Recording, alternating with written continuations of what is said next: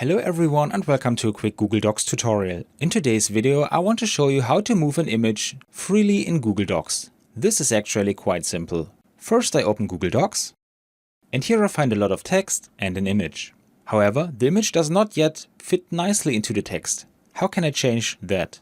All I have to do is click on the image and I get various formatting options for how the image should behave in relation to the text. By default, the image behaves like a character and is inserted into the text accordingly. What we need now, however, is wrap text.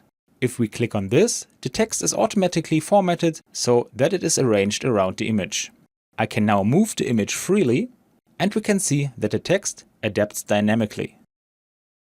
And since a lot of people are also looking for a solution how to move the image in front of the text, just use the last option and the image will be in front of your text.